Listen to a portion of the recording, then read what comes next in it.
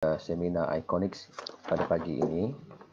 Bismillahirrahmanirrahim. Alhamdulillahirabbil alamin wassalatu wassalamu ala asyrafil anbiya'i wal mursalin wa ala alihi wa ashabihi ajma'in.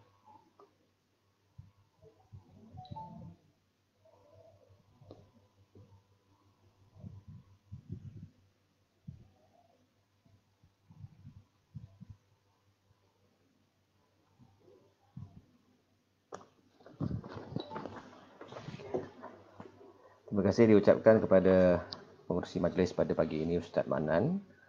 Alhamdulillahirabbil alamin wassalatu wassalamu ala asyrafil anbiya'i wal mursalin wa ala alihi wa ashabihi ajma'in. Yang berusaha Dr. Muhammad Nur bin Hussein, Dekan Fakulti Pengajian Peradaban Islam, Kolej Universiti Islam Antarabangsa Selangor. Yang berusaha Ustaz Ahmad Ridauddin bin Ghazali, Pengarah International Conference on Islamic Civilizational Studies, Iconic 2020. Yang berbahagia Dr. Muhammad Qarib, Dekan Fakultas Agama Islam, Universitas Muhammadiyah Sumatera Utara, UMSU, yang merupakan rakan pembentang ucap tama pada pagi ini. Yang berusaha dekan-dekan, timbalan-timbalan dekan, pengarah-pengarah, ketua-ketua jabatan, semua pensyarah-pensyarah kuis yang saya hormati dan saya kasihi sekalian. Tidak lupa juga yang diraikan para pembentang dan peserta Iconic. Kita bersyukur kehadrat Allah Subhanahu Wa Taala pada pagi ini kerana diberikan ke ruang dan kelapangan untuk bersama-sama menyertai seminar antarabangsa dalam pengajian tamadun Islam yang dianjurkan oleh Fakulti Pengajian Peradaban Islam pada pagi ini. Oleh yang demikian, tanpa melengahkan masa, saya terus pergi kepada tajuk pembentangan saya pada pagi ini. Dalam ruang yang sedikit, saya harap saya dapat berkongsi dengan profesor-profesor, doktor-doktor, dekan-dekan dan semua pensyarah-pensyarah ahli akademik mahupun pelajar yang bersama-sama dalam sesi ucap tamu yang pertama ni.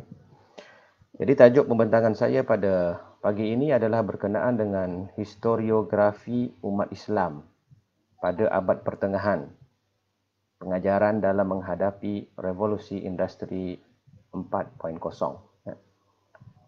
Jadi dalam pembentangan ini saya akan membahagikan kepada beberapa perkara penting, yang mana saya akan menjelaskan tentang pengalaman sejarah umat Islam pada abad pertengahan, yang mana pada pandangan saya kita boleh ambil pengajaran dalam kita menghadapi revolusi industri 4.0. Jadi oleh yang demikian, kalau pada cover slide ini saya meletakkan dua gambar yang mana saya cari di internet. Kalau gambar di sebelah kanan saya ni adalah gambar yang mewakili peradaban Islam pada abad pertengahan. Manakala gambar di sebelah kanan itu pula adalah gambar yang mewakili revolusi industri 4.0. Gambar di sebelah kanan menjelaskan tentang bagaimana manusia berikhtiar melakukan penyelidikan dan menghasilkan pelbagai penemuan-penemuan baru. Kalau yang atas tu balang-balang tu adalah ubat, mewakili bidang farmasi. Manakala di sebelah kiri pula tiada gambar manusia, yang mewakili revolusi industri 4.0 adalah robot, artificial intelligence, humanoid, yang mana akan bekerja sama ataupun akan saling cuba menguasai antara manusia dengan robot. Jadi untuk kita lebih lihat lebih lanjut, kita teruskan perbahasan yang akan saya kupas sedikit demi sedikit dalam slide ini. Jadi penting bagi kita untuk belajar daripada sejarah. Oleh yang demikian, kalau kita lihat di dalam Al-Quran, Allah menceritakan banyak sekali cerita-cerita Nabi dan juga umat terdahulu. Cerita-cerita ini bukan sekadar cerita-cerita untuk kita hayati dari segi sejarahnya, untuk kita hayati dari segi mukjizat, kenabian, dan juga pelbagai cerita yang lain. Apa yang hendak kita lihat di sini ialah pengajaran daripada kisah-kisah tersebut yang kita dapat daripada kisah-kisah Nabi dan juga kisah umat terdahulu. Kemudian kalau kita lihat dalam hadis Sahih Al-Bukhari, la yuldagul mu'minu min hujrin wahidin marratain. Orang mukmin itu tidak akan masuk ke dalam lubang yang sama 2 kali. Maknanya kita belajar daripada pengalaman. Pada pengalaman pertama, kita dah masuk lubang. Pengalaman kedua, pada kali yang kedua, kita takkan lalu dah lubang itu dan takkan masuk ke dalam lubang yang sama. Dan begitu juga kalau kita melihat kepada apa yang telah disebutkan oleh George Santayana, seorang ahli falsafah Amerika Syarikat, berdarah Spanyol. Those who do not learn from history are doomed to repeat it. Siapa yang tidak belajar daripada sejarah akan mengulangi perkara yang sama. Dalam arti kata yang lain, mengulangi kesilapan yang sama. Jadi oleh yang demikian, atas semangat belajar daripada sejarah inilah kita akan lihat berkenaan dengan sejarah umat Islam pada abad pertengahan, yang mana saya yakin kita boleh belajar sesuatu daripada pencapaian dan apa yang telah mereka lakukan dalam membina sebuah peradaban yang hebat. Jadi, pada pembentangan ini saya akan menjelaskan tentang revolusi dalam sejarah umat Islam abad pertengahan, yang mana akan menjelaskan bagaimana pergerakan sejarah umat Islam, bagaimana revolusi berlaku, bagaimana inovasi pembentukan masyarakat dan tamadun Islam itu berlaku.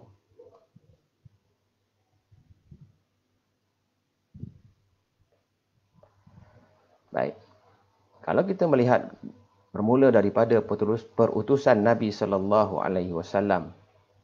Tarikh sini saya letak tarikh Masihi supaya kita boleh lihat, kita boleh agaklah jarak perbezaan dengan tahun kita sekarang sebab kita lebih banyak menggunakan tahun Masihi. Kalau sekarang 2020 maknanya ini adalah lebih kurang 1500 tahun yang lalu. Jadi Nabi sallallahu alaihi wasallam diutuskan. Dan perutusan Nabi sallallahu alaihi wasallam ini telah merubah sosial kehidupan masyarakat Arab jahiliyah secara total. Oleh kerana itu, kalau kita lihat tentang sirah Nabi ini, kalau kita baca buku-buku contohnya Fiqh Sirah karangan Al-Buti,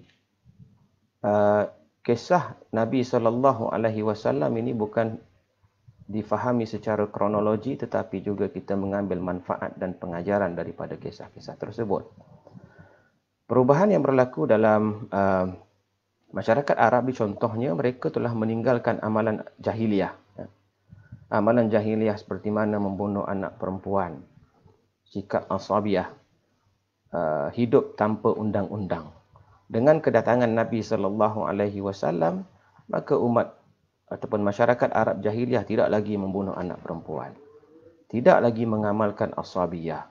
Mempunyai perlembagaan dalam bentuk yang bertulis. Ini perubahan yang kita anggap sebagai satu perubahan total yang berlaku dalam kehidupan masyarakat Arab pada waktu itu.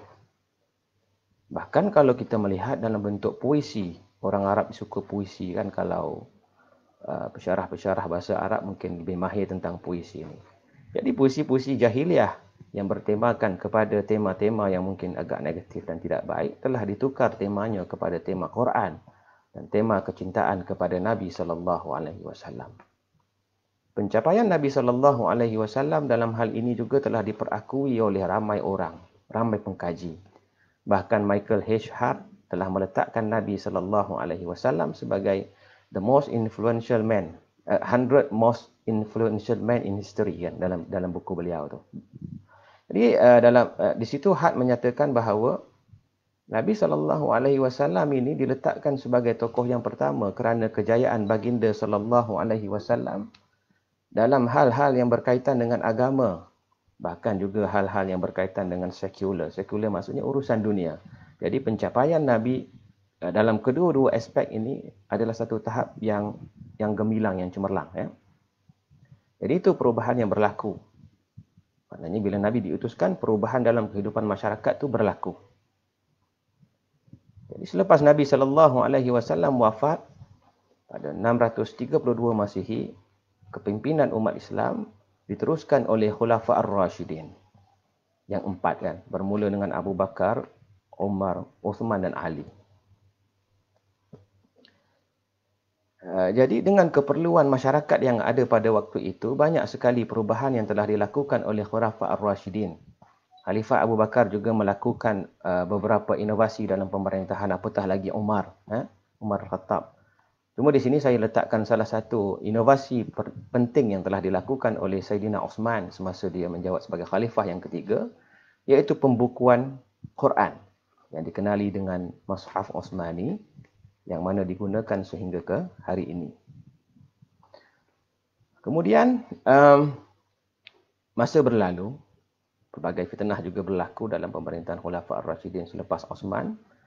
Bila Saidina Ali radhiyallahu anhu telah mati, maka berlakulah sedikit perselisihan politik dalam kepimpinan umat Islam yang melihatkan pembentukan mazhab politik, pada mulanya politik, tapi akhirnya dibawa panjang terus sehingga ke dalam hal-hal yang berkaitan dengan teologi ataupun akidah yang membentuk firaq Islam. Dalam antaranya adalah Syiah, Khawarij, Qadariyah, Murji'ah.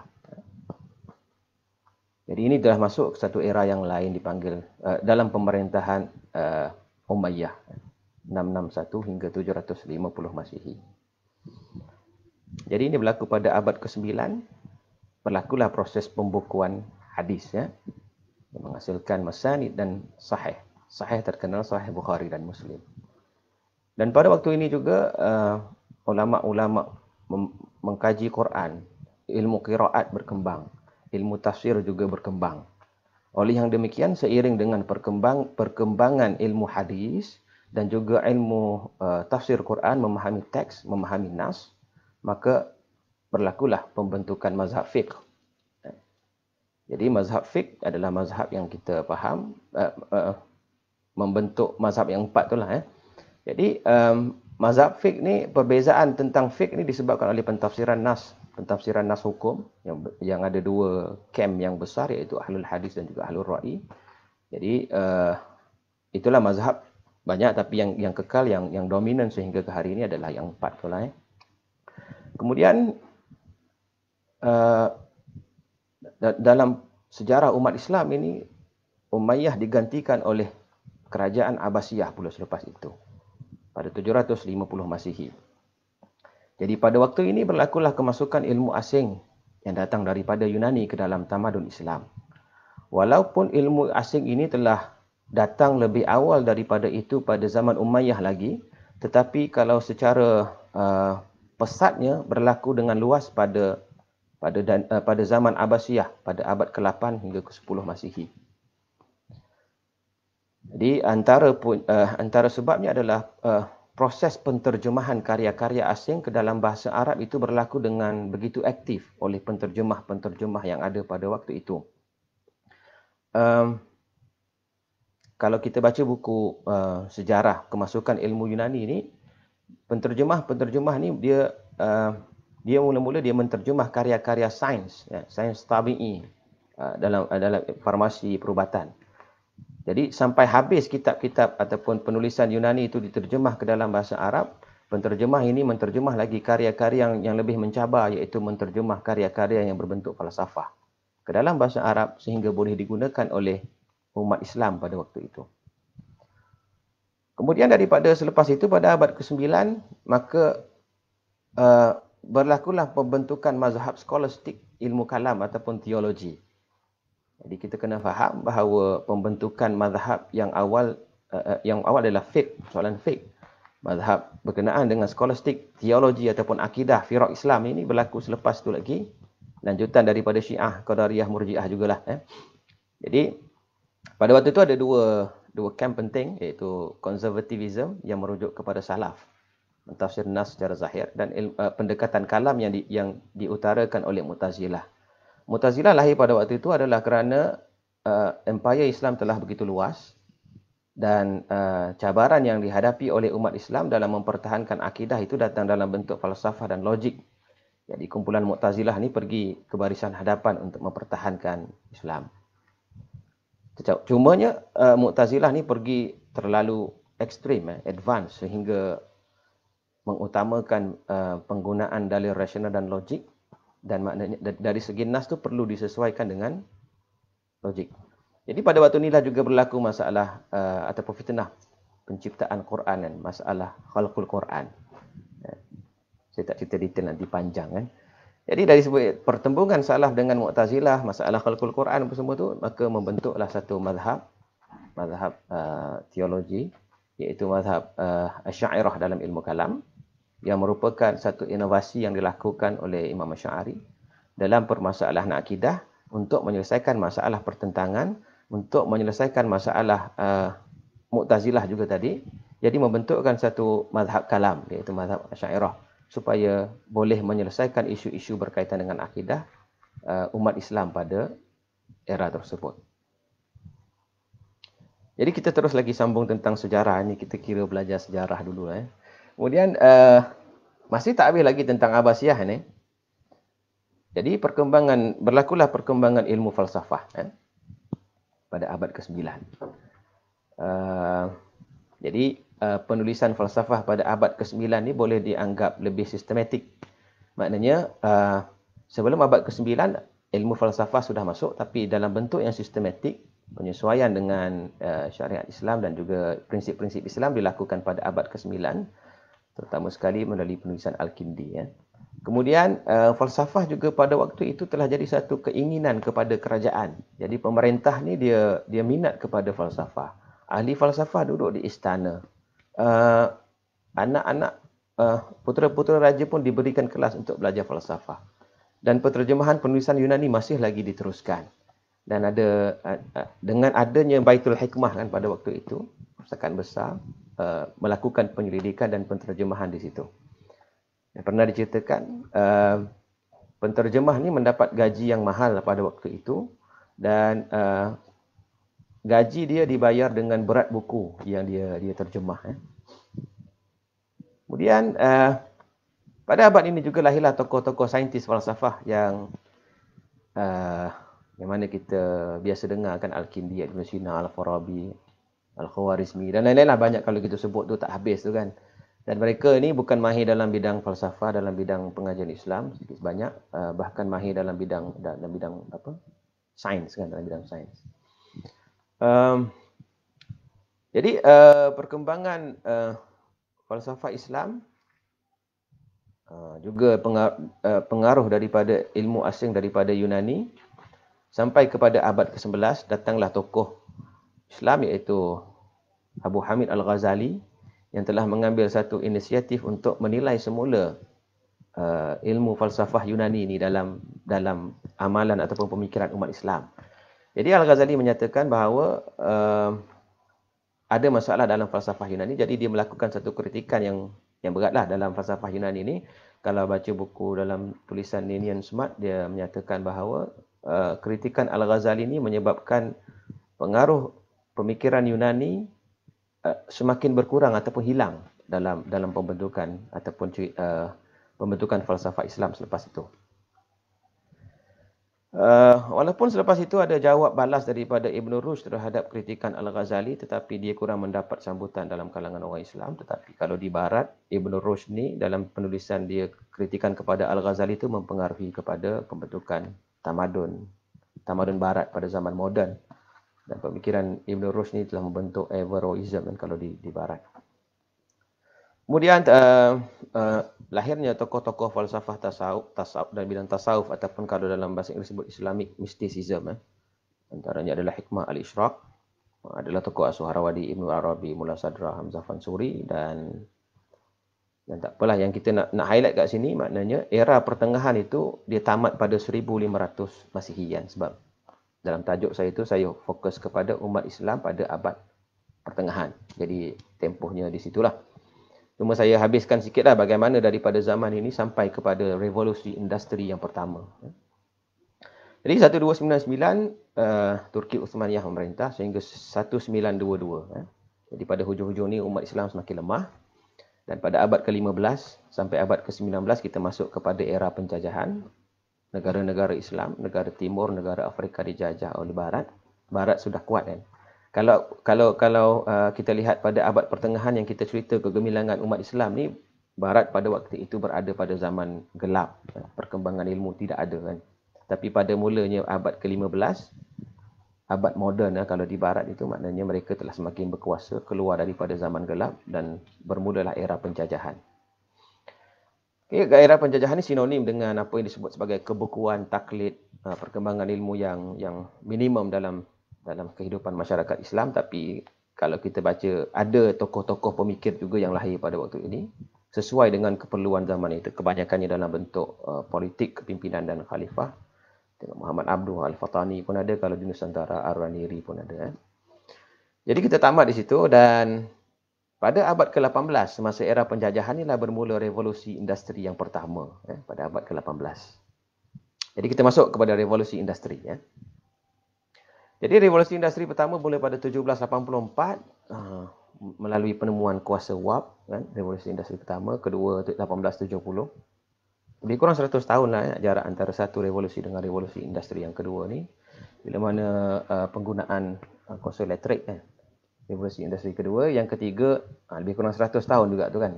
1969, ada komputer, elektrik, digital lah pada waktu ni.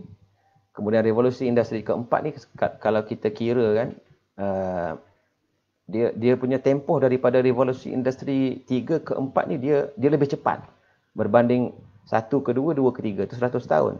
Tetapi masuk ke 4 ni dia tempoh dia sekejap sangat kan. Sebab apa? Sebab ada digital, ada banyak pengkomputeran, dan tak mustahil untuk masuk ke revolusi industri kelima nanti lebih cepat daripada 3 ke 4 ni. Jadi kita orang Islam, kita kena ready dengan sebarang kemungkinan perubahan dalam kehidupan kita, dan perubahan industri dan juga teknologi. Jadi saya jelaskan sikitlah revolusi industri ke 4.0 ni. Dia agak janggal kan, orang bidang pengajian agama tapi nak cerita tentang revolusi industri, tapi saya cubalah jelaskan.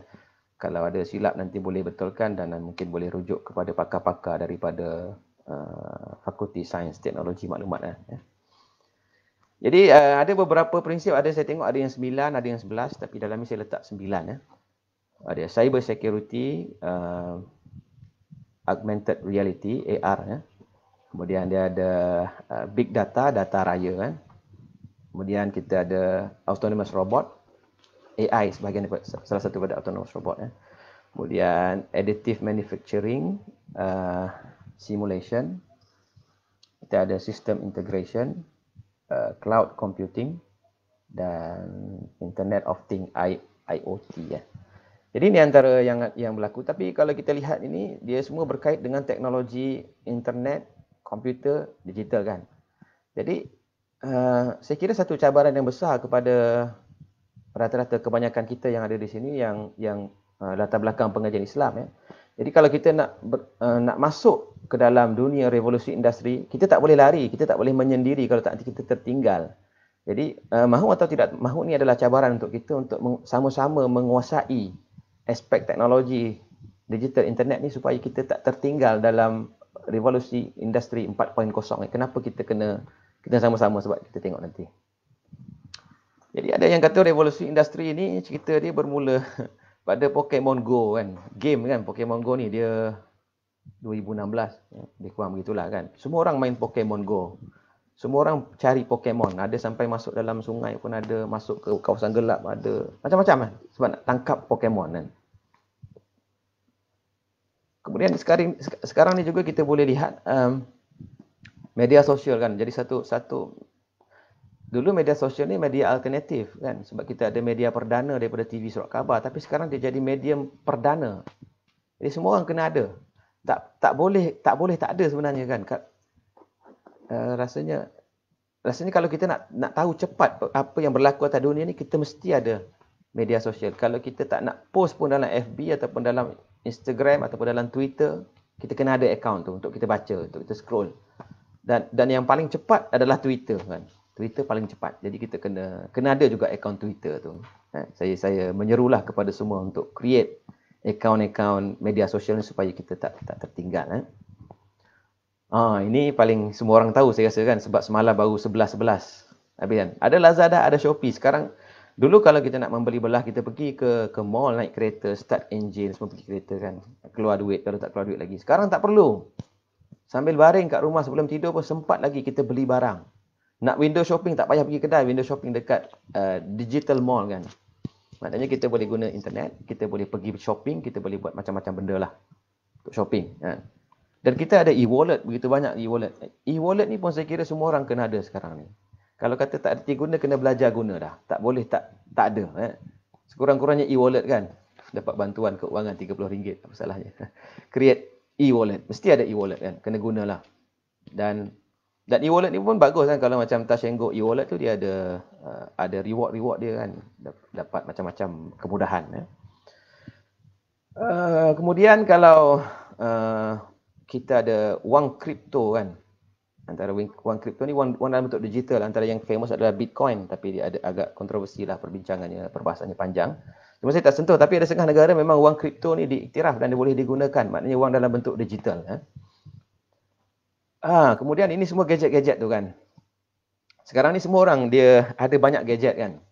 Dia ada komputer link dengan handphone. Dia ada handphone link dengan jam. Jam link dengan kamera. Link dengan GoPro. Semua ni digunakan hari ni kan. Kita mungkin kurang, kita mungkin ada handphone, komputer, tapi kalau kita jumpa dengan generasi baru, pelajar-pelajar kita, mereka tidak ada satu gadget, mereka ada 4-5 gadget yang bersama-sama dengan mereka sehari-hari kan. Kemudian okey, ini penting juga ni, LMS kan. Learning Management System kan. Learning Management System kan. Kalau quiz pun kita ada, quiz LMS kan. Quiz Learning Management System kan. Kita ada KLMS. Jadi pembelajaran yang akan datang kemungkinan lebih banyak akan digunakan dalam bentuk online. Bukan akan datang sekarang ni COVID kan. Jadi kita akan guna LMS tu semaksimum mungkin. Jadi LMS ni maknanya pelajar boleh belajar, pensyarah boleh mengajar dengan menggunakan sistem yang ada tu. Jadi sebagai pensyarah pun kita kena menguasai ilmu teknologi dan juga menguasai LMS. Kalau Google pun dia ada learning management system dia melalui Google Classroom tu kan. Kemudian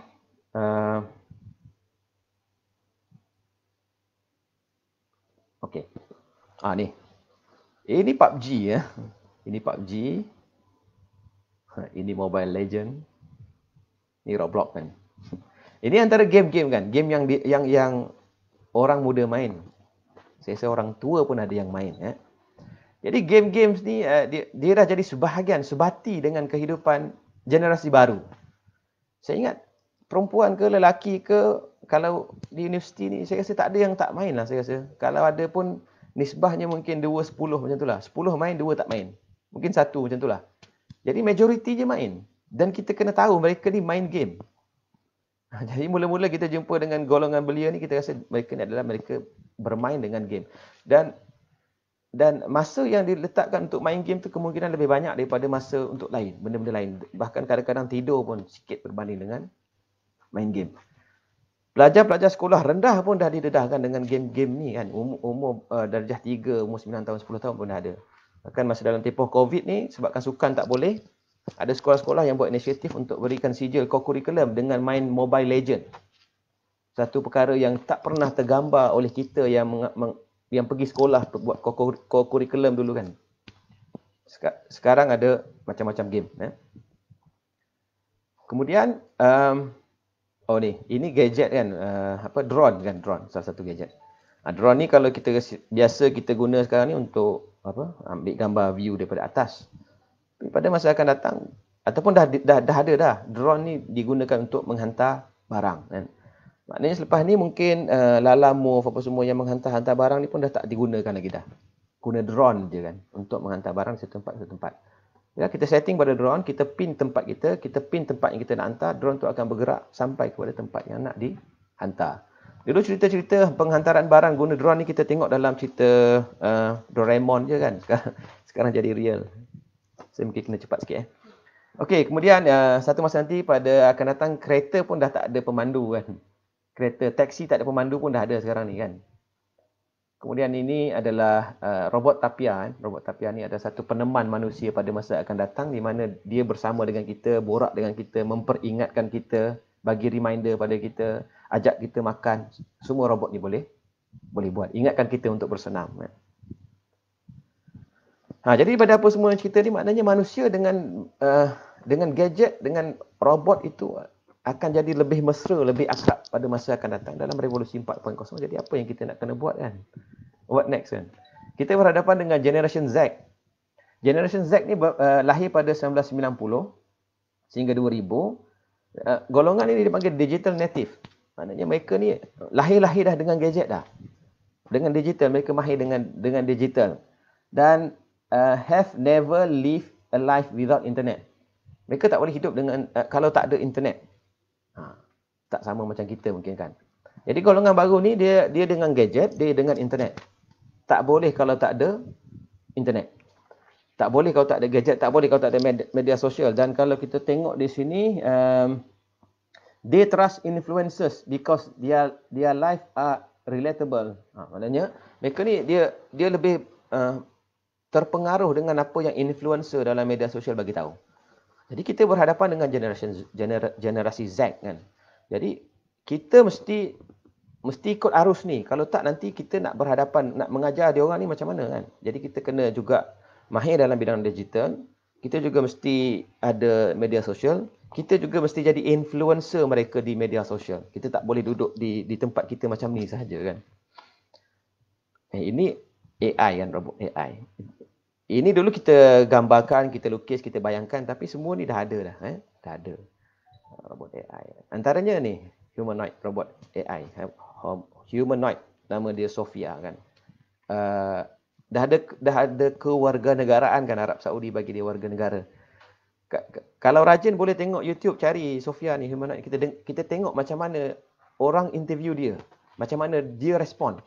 Cara dia respon tu mengejutkan kita sebab dia macam manusia. Sama kan. Bila tanya dia ada emosi ke tak kan. Biasa kita kata robot ni tak ada emosi. Bila kita tanya dia ada emosi tak. Dia kata dia ada emosi. Apa emosi yang awak ada? Sedih dia kata. Cuba tunjukkan sedih. Cuba dia kerutkan muka dia buat macam sedih lah. Kalau gembira, dia tunjuk muka dia gembira. So, benda tu yang telah disettingkan dalam robot lah. Supaya dia boleh reflect kepada emosi kan. Ada setengah orang dengar tu macam takut kan. Robot pun dah macam manusia satu masa nanti ya. Dan ni satu lagi, ini AlphaGo kan. AlphaGo dia ada main game lah. Maknanya satu AI juga robot lah. Maknanya dia ambil data daripada manusia yang main game, dimasukkan dalam AlphaGo ni. Jadi manusia kalau lawan dengan AlphaGo ni biasa tak boleh menang lah. Sebab AlphaGo ni dia dah ambil data manusia. Dia dah terkumpul kat situ. Game macam ni lah yang hitam lang putih ni. Cuma yang recently kajian baru menemukan AlphaGo Zero pula lepas tu. So AlphaGo Zero ni dia lebih power daripada AlphaGo, dan AlphaGo Zero ni dia belajar sendiri. Learning from scratch. Dia belajar sendiri, learning from scratch. Dan dia menggunakan data dia sendiri, tak menggunakan data manusia. Jadi daripada sini ada kemungkinan intelligent AI nanti akan lebih bijak daripada manusia. Dia boleh jadi macam tu. Dan pada masa akan datang, dia akan ada augmented intelligence. Tadi artificial intelligence kan, ni augmented. Augmented ni maknanya otak manusia gabung dengan robot. Jadi itulah. Dan ada robot lagi satu, AI GPT-3 kan, GPT-3. GPT-3 ni data superkomputer sama macam manusia, dia boleh jawab soalan, dia boleh menipu, dia boleh buat design, dia boleh lengkapkan jadual dan macam-macam lain. Dan satu masa mungkin kita ada GPT-3 yang boleh tulis artikel, tulis tesis sendiri. Robot tolong buatkan kan, satu masa. Tak mustahil benda ni boleh berlaku. So nanti akan ada berlaku pertentangan antara manusia dengan robot, bekerja sama ke, berkongsi. Dan COVID ni juga telah melancarkan lagi, menggalakkan IR. Jadi kita boleh bayangkan sama-sama lah. Satu masa nanti akan ada pensyarah, ulama, mufti robot, kita tak tahu. Tapi benda tu kita tak naklah berlaku kan kalau ada mufti robot. Tapi dengan GPT-3, kalau kita masuk data banyak-banyak, dia boleh keluarkan data tu balik dan dia boleh analyse data-data tu. Mungkin satu masa pelajar pun dah tak mau dah ada pensyarah, dia belajar guna robot kan. Bayangkan kalau kita bertalaki dengan syekh daripada AR ataupun VR kan, augmented reality atau virtual reality. Ini benda yang boleh buat pada masa akan datang. Okey, jadi pengajaran yang kita boleh ambil, saya pergi secara ringkas sebab masa pun dah panjang ni kan. Jadi maknanya kita kena manfaatkan ilmu asing. Macam mana pada zaman pertengahan manfaatkan ilmu asing, hari ini kita kena manfaatkan juga ilmu teknologi yang datang daripada barat mungkin kan. Kemudian aktif melakukan inovasi, kita tak boleh duduk selesa lah kan. Kalau dulu orang Arab melakukan inovasi dalam puisi Arab, kumpul Quran, kumpul hadis, bentuk mazhab, menguasai sains, falsafah. Hari ini kita pun buat benda yang sama dalam bidang teknologi. Kemudian kita menghasilkan produk baru yang universal, sama macam Arab Enlightenment dulu ada ilmu berkembang ilmu sains, matematik, perubatan, teknologi yang mana digunakan sampai hari ini. Di barat pun ambil inspirasi pengaruh daripada alam Islam. Kita boleh buat aplikasi pintar, kita ada perpustakaan digital. Mungkin umat Islam pun kena ada GPT-3 sendiri ke kan. Itulah. Membina jaringan kerjasama dengan kerajaan, dengan pemikir, dengan orang yang mahir dalam bidang digital. Seterusnya, menguasai alat dan instrumen kontemporari, terutamanya media sosial dan teknologi. Kita kena ingat Quran dan hadis sebagai menjadi rujukan primer kita kan, sebab itu perkembangan awal dalam bidang Quran dan hadis dulu, baru berlaku perkembangan dalam bidang-bidang yang lain. Jadi kita kena menilai lah teknologi yang berkembang dalam IR ni sesuai ke tak dengan kerangka Quran dan hadis. Kalau tak, kita tak boleh teruskan. Jadi kesimpulannya, cabaran memang ada, kita kena ambil inisiatif untuk menguasai teknologi. Firman Allah wala tansa nasibaka minad dunya kan. Maknanya kita mengejar darul akhirah tapi jangan lupa aspek dunia. Cuma modern teknologi ni dia ada masalah dia lah. Dia boleh merosakkan kehidupan manusia, menghilangkan nilai spiritual. Ini diambil daripada Syed Hussein Nasr. Jadi kita sesuaikan apa pun yang kita nak bangunkan, sesuaikan dengan prinsip tauhidik lah yang ada dalam Islam, yang mana mementingkan aspek keesaan Allah berdasarkan kepada nas dan Quran dan hadis lah. Jadi itu sajalah daripada saya pada hari ini. Mohon maaf lah sebab last tu kena cepat sikit sebab kita mengejar masa. Jadi terima kasih diucapkan kepada semua. Wabillahi taufiq wal hidayah. Wassalamualaikum warahmatullahi wabarakatuh. Kembali kepada pengerusi.